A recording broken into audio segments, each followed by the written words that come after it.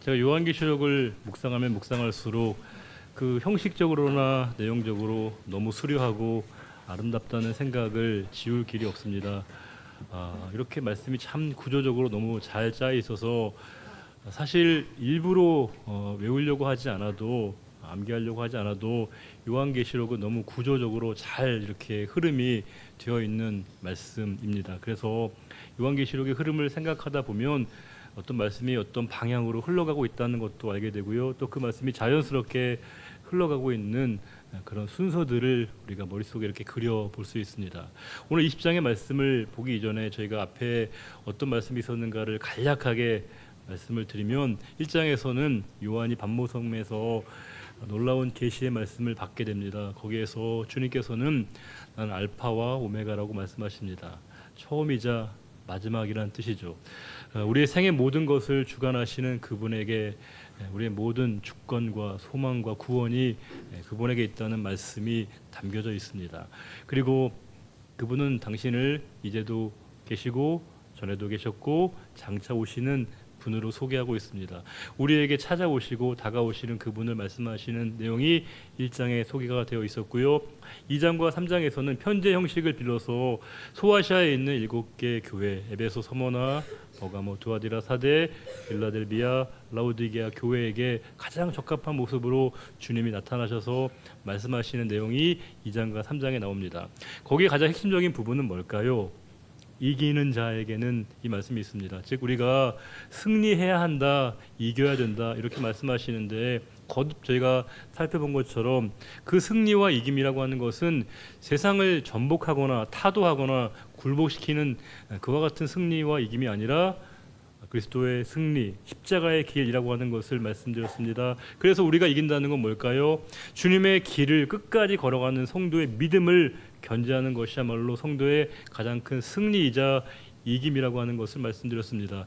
그러할 때 우리에게 가장 중요한 것은 어떠한 상황에서도 나의 믿음의 자리를 끝까지 지켜내는 것. 주님이 우리에게 보여주신 그 십자가의 길과 그 삶을 언제나 내가 똑같이 걸어갈 것을 다짐하는 성도의 삶의 참여, 이것이 바로 우리 성도의 온전한 승리라고 하는 것입니다. 4장을 보시게 되면 천상의 모습을 그려주고 있는 유일한 성경의 말씀입니다. 하늘 보좌 중앙에 하나님의 보좌가 있으시고 그 주위에 네 생물이 있고 24장로가 있고 또 여러 천사가 있고 성도들이 포진하고 있는 너무나 아주 아름다운 모습의 하나님의 보좌를 소개하고 있는 말씀이 4장에 나오고 있고요. 5장을 보시게 되면 그렇게 궁금해하던 그 두루마리 있지 않습니까? 근데 이 두루마리가 꽉 봉인되어 있습니다. 이게 열려져야만이 하나님의 심판과 계시가 실행되어져서 성도들에게 원하는 말씀이 전달될 터인데 이 책이 꽉 봉인되어 있습니다. 그때 요한이 너무나 슬퍼한 나머지 울었을 때 천사가 말하지 않습니까? 울지 말라는 거예요. 왜요? 인을 떼기 합당하신 분이 계시다는 겁니다. 누구일까요? 어린 양이시라고 말씀하십니다. 그 어린 양이 그 인을 떼기 합당하시다. 그러면서 요한에게 그 사실을 알려주는 말씀이 이 5장에 나옵니다. 그리고 그 궁금했던 6장부터는 그 봉인됐던 책이 하나하나 열리게 됩니다. 하나하나의 인이 열리면서 흰 말을 탄 자, 붉은 말을 탄 자, 검은 말을 탄 자, 청황색 말을 탄 자가 순서대로 나오고 있고요. 5번째 인을 떼었을 때 그러니까 성도들이 외치지 않습니까? 주님, 언제까지입니까? 주님의 그때가 언제입니까? 라고 하는 탄식이 외치는 성도들의 외침이 바로 5번째 인을 뗐을 때 나오고요. 6번째 인을 뗐을 때는 도저히 움직이면 안 되는 그런 대상들이 움직이는 것들을 보면서 하나님의 심판이 임박했다는 것을 말씀하는 내용이 6장에 나오고 있습니다. 7장에는 그 가운데 하나님께서 구원하시는 당신의 백성들의 14만 4천 명을 소개하고 있습니다. 누누이 말씀드린 것처럼 이 14만 4천 명은 그냥 지시적인 의미의 딱 숫자를 축자적으로 의미하는 게 아니고요. 뭘까요? 신구약의 모든 성도들, 구원받는 백성들을 지칭하는 상징적인 숫자라는 부분을 말씀을 드렸습니다. 그것이 바로 7장의 내용이거든요. 8장과 9장에는 7인의 심판의 내용의 범위가 4분의 1인데 그 다음에는 7 나팔의 재앙이 나옵니다. 이 8장과 9장에서는 7 나팔의 재앙이 나오는데 범위가 조금 더 확산됩니다. 3분의 1로 그 땅과 바다와 강과 유브라데 모든 곳에 하나님의 진노와 심판이 임한다는 말씀이 나오고 있고요. 이제 그 10장이 보게 되면 잘 모르지만 잘 내용을 소개되고 있지 않지만 한 천사가 작은 책을 소개합니다. 그 책의 내용은 뭐냐? 입에는 달지만 배에는 쓴 책으로서 애가와 애곡이 담겨져 있는 책이 있다는 것을 소개하는 말씀 잠깐의 약간 그 포즈 같은 성격의 말씀이 10장이고요. 11장에서는 두 감람나무와 두 촛대로서 교회가 바로 증인의 삶을 사는 것을 말씀해주고 있습니다. 교회의 본분은, 성도의 본분은 증인의 삶을 사는 것이죠. 마지막까지 교회는 진리를 수호하고 진리를 살아내기 위해서 증인의 삶을 사는 것이 교회이고 바로 성도임을 말씀해 주는 내용이 11장에 나옵니다. 그 12장에서는 왜 이렇게 교회가 큰 핍박을 당하는 것이지? 라고 하는 그 설명에 대한 답을 주는 것인데, 요한이 천상에서 놀라운 광경을 보게 됩니다. 붉은 용 사탄이 하나님과 대적하여서 여자인 교회를 공격하는 말씀을 주면서 교회를 공격하고 있는 것이 로마라고 하는 제국, 하나의 국가 권력이 아니라 그 배후에는 사탄의 거대한 힘이 도사리고 있다는 것을 성도들에게 알게 하고 폭로하는 내용이 12장에 나옵니다. 13장에서는 두 짐승이 나오는데 바다에서 올라오는 짐승이 있고 땅에 서 있는 짐승이 있습니다. 바다에서 올라오는 짐승은 앞에 12장에 있는 용과 꼭 닮아 있습니다. 그 짐승은 바로 로마 황제를 가리키는 것인데, 로마 황제가 바로 이 사탄의 하수인이구나 라고 하는 것을 알게 하는 말씀이 13장 앞부분에 있고요. 뒤에 있는 땅에 서 있는 그 짐승은 뭘까요?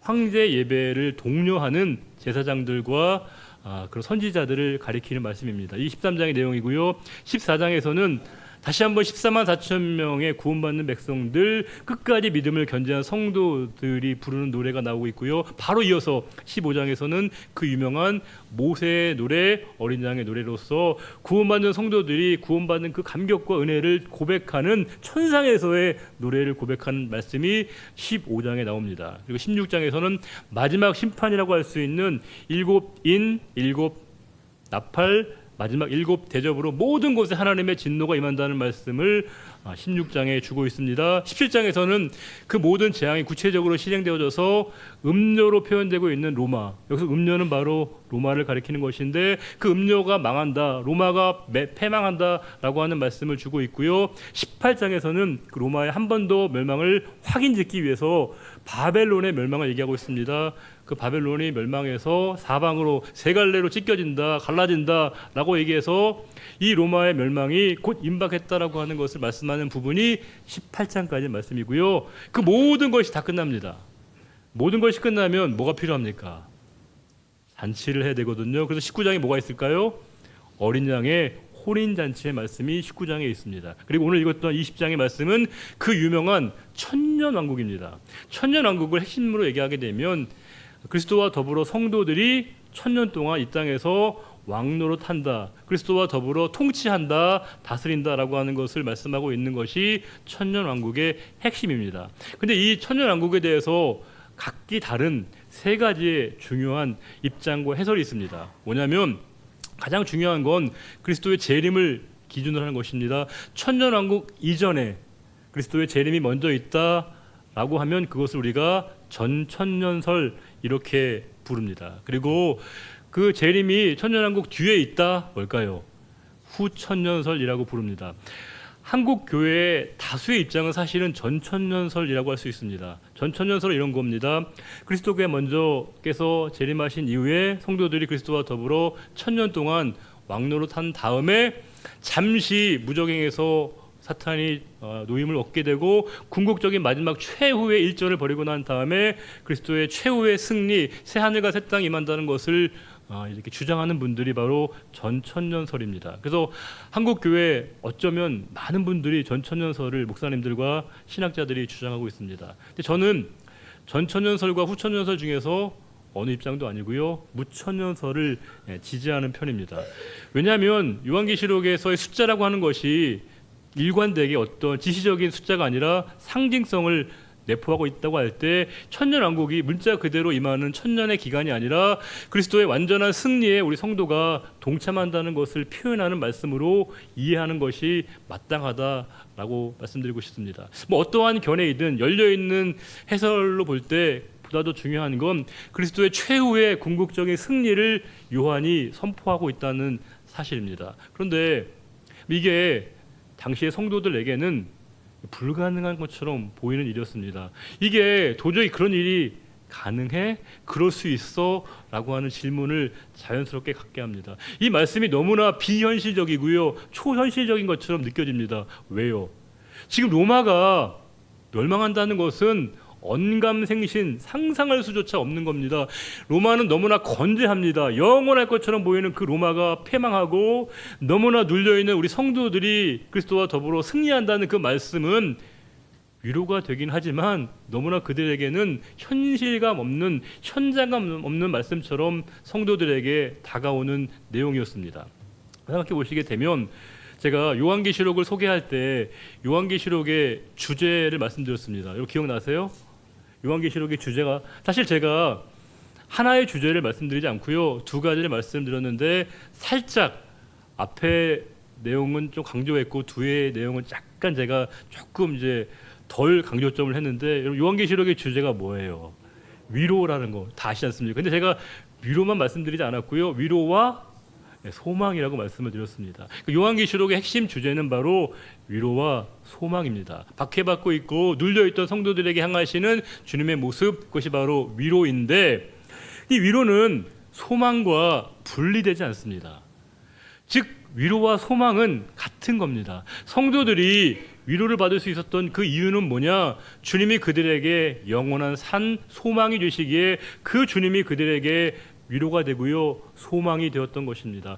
그들에게 로마는 절대 권력이었고요, 도저히 망할 것 같지 않은 현실로 존재했지만 요한을 통해서 주님이 그들에게 다시 오실 것을 말씀하셨을 때 주님의 현존이라고 하는 것을 믿으며 주님의 재림을 믿으며 성도들은 그 암담하고 암울한 현실 가운데서 소망을 품고 살았던 말씀이 바로 요한계시록의 핵심 내용입니다. 우리가 요즘 우리 현실을 보면 얼마나 암담합니까? 많은 분들이 답답해하고 있고요, 뉴스를 보기 두렵고 걱정하고 우리나라를 많이 염려하는 분들이 너무 많습니다. 우리 한국이, 우리나라가 도대체 어디로 가는 걸까라고 하는 겁니다.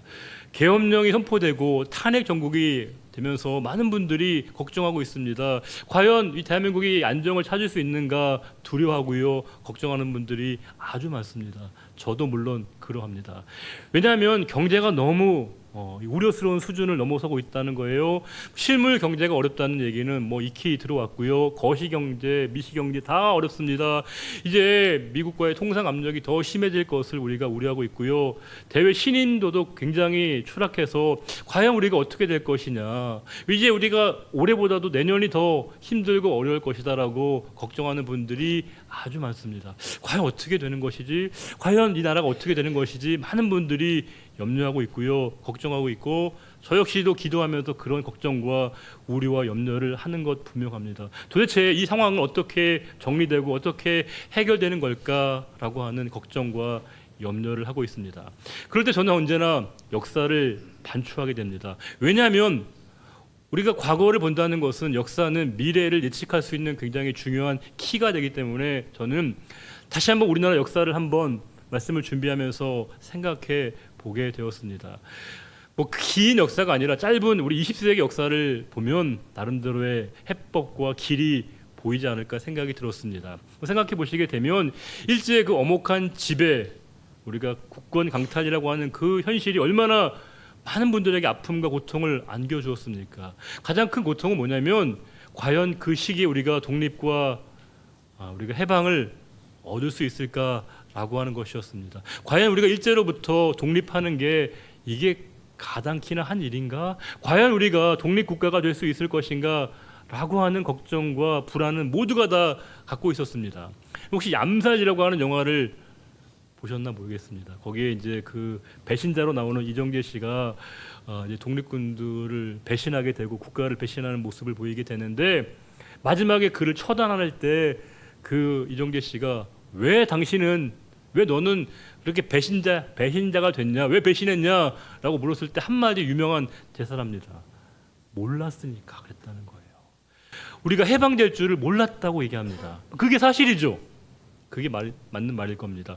우리나라가 해방된다는 것을, 독립을 얻는다는 것은 이게 되게 불가능한 일이었습니다. 믿을 수 없는 사실이었기에 친일도 하고요, 부욕도 했던 겁니다. 도저히 우리가 해방된다는 거 믿기 힘든 현실이었거든요. 이 일본이 그렇게 건재한데 과연 우리가 독립을 한다고요? 해방을 한다고요? 믿기가 어려운 일이었습니다. 물론 3.1운동도 있었고 우리가 상해 임시정부를 통해서 많은 노력을 했지만 그 모든 노력을 뛰어넘어서 실제적으로 우리가 독립을 얻은 것은 국제정세의 급격한 변화였습니다. 어떻게 보면 우리가 예상할 수 없는 방법으로 우리에게 독립과 해방이 주어졌습니다. 우리는 이것을 하나님의 선물이라고 말합니다. 하나님께서 우리에게 독립이라고 하는, 해방이라고 하는 우리 민족에게 선물을 주셨습니다. 근데 우리가 이 독립과 해방의 기쁨을 막 누리기도 얼마 지나지 않아서 동족 상잔의 비극을 맛보게 됩니다. 6.25 전쟁은 우리에게 모든 것을 다 빼앗아갔습니다. 국토가 유린됐고요, 수많은 사람이 목숨을 잃었고 우리나라는 폐허로 다시금 전락하게 되었습니다. 다시금 이 나라가 일어서기가 힘들다고 하는 것이 모든 사람들의 진단이었습니다. 오죽하면 1951년에 그 유명한 그 영국의 더 타임즈에서는 우리나라를 이렇게 묘사한 신문 기사가 이렇게 오른 적이 있습니다.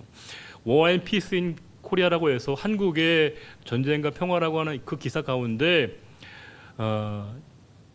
쓰레기 더미에서 장미꽃이 피는 것을 기대하는 것과 한국에서, 그 폐허된 한국에서 민주주의가 딱 트는 것이 더 불가능하다고 얘기하고 있습니다. 그만큼 우리나라에서의 민주주의가 성숙하고 건강한 민주주의가 딱 튼다고 하는 것은 쓰레기 더미에서 장미가 피는 것을 기대하는 것보다 더 불가능한 일이라고 하는 것이 세계인의 진단이었습니다. 아무도 항변 못했습니다. 왜요? 사실이었거든요. 현실이었기 때문에 누구도 거기에 반박할 수 없었습니다. 그런데 놀랍게도 우리는 우뚝 섰습니다. 그 경제와 민주주의를 두 가지 이룬 거의 유례없는 민족으로 우리가 서게 되었습니다. 우리는 세계가 부러워하는 자리에 서게 되었고요, 우리의 경제적인 수준은 경제 대국이 되었고요, 문화 강국으로 우뚝 서게 되었습니다. 이제 우리가 자부심을 가져도 될 만큼의 상황이 되었습니다. 어떤 분은 그렇게 얘기할 겁니다. 어떤 지도자의 역할이라고, 또 국민들의 저력과 잠재력 때문이라고 얘기할 겁니다.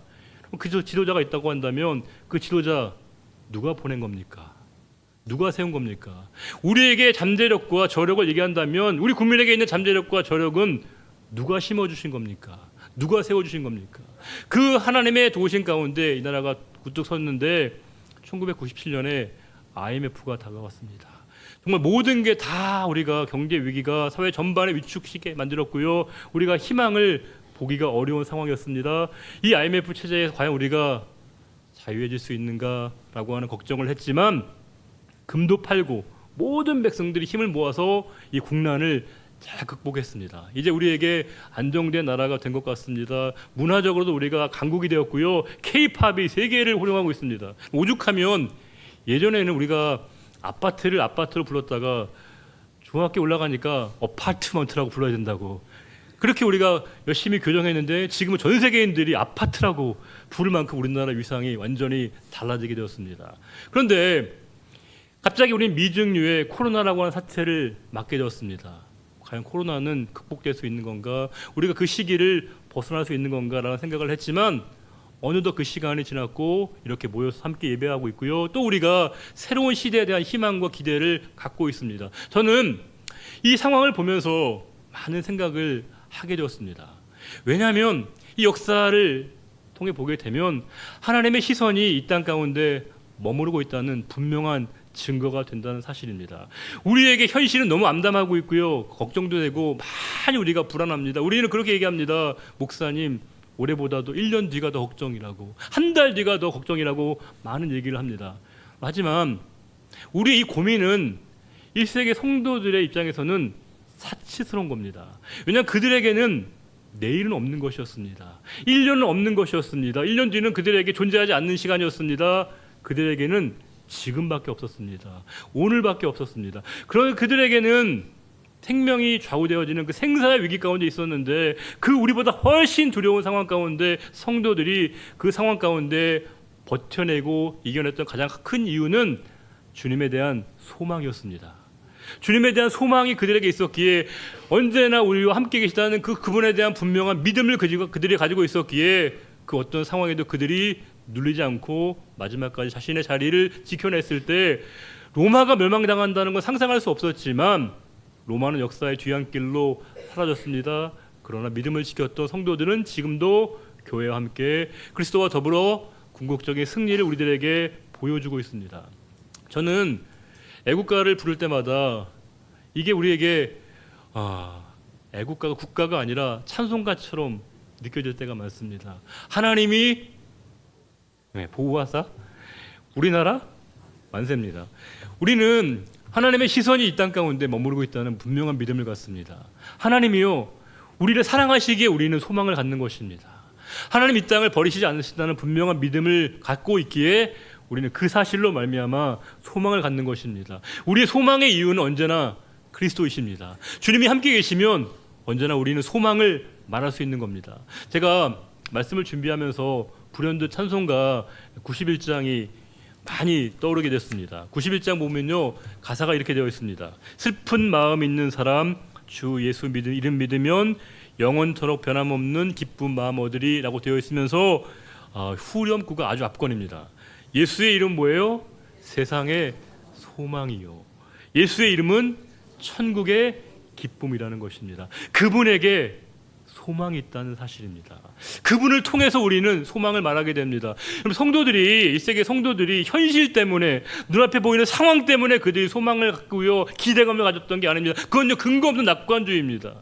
그냥 자기 암시가 아닙니다. 그들이 그 엄혹한 현실 가운데서도 소망을 가졌던 그 이유는 그리스도 때문입니다. 주님이 계심을 믿었기에 언제나 주님이 함께 계심을 믿었기에 그 주님으로 인해서 그들이 소망을 가졌던 것입니다. 교회의 소망은 바로 예수 그리스도이십니다. 이 나라의 소망도 바로 예수 그리스도이신 것이고 우리 개인과 우리 가정의 소망도 바로 예수 그리스도이십니다. 그분이 언제나 우리와 함께 계신 그 이상 우리는 소망을 말할 수 있고요. 누군가에게 소망 없는 자에게 진정한 위로와 소망이 예수 그리스도이심을 전해야 될 중요한 책임과 소명이 저와 여러분에게 있다는 사실입니다. 진짜 우리에게 믿음이 필요하고 믿음이 중요합니다. 우리가 언제나 주님이 우리 교회의 소망이시라는 그 믿음, 우리 주님이 언제나 우리 가정의 소망이시라는 그 믿음, 우리 주님이 이 나라의 영원한 소망이시라고 하는 그 믿음이 우리에게 필요합니다. 우리 91장 제가 1절을 여러분들에게 다시 한번 읽어드리고 오늘 말씀 마치겠습니다. 슬픈 마음 있는 사람 예수 이름 믿으면 영원토록 변함없는 기쁜 마음 얻으리. 예수의 이름은 세상의 소망이요 예수의 이름은 천국의 기쁨일세. 기도하겠습니다.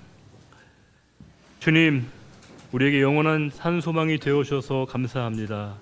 이 나라를 걱정하며 염려하는 분들이 많습니다. 그러나 지금껏 우리의 살아왔던 시간들의 과거를 돌아보게 되면, 역사를 반추하게 되면 그 어려움의 상황 가운데 주님께서 우리를 구원하시고 새롭게 하시고 날마다 우리에게 소망 되어 주셔서 감사합니다. 주님은 우리에게 소망을 주시기도 하지만 주님은 우리에게 소망이 되어주심을 믿습니다. 우리가 그 소망을 통해서 누군가의 삶에 진정한 소망을 전해주며 소망을 나누는 자의 삶이 되게 하시고 그 풍성한 은혜를 날마다 경험할 수 있는 우리 모두가 되게 하시기를 간절히 바라오며 존귀하신 우리 주님 예수 그리스도의 이름으로 축복하며 기도 올려드립니다.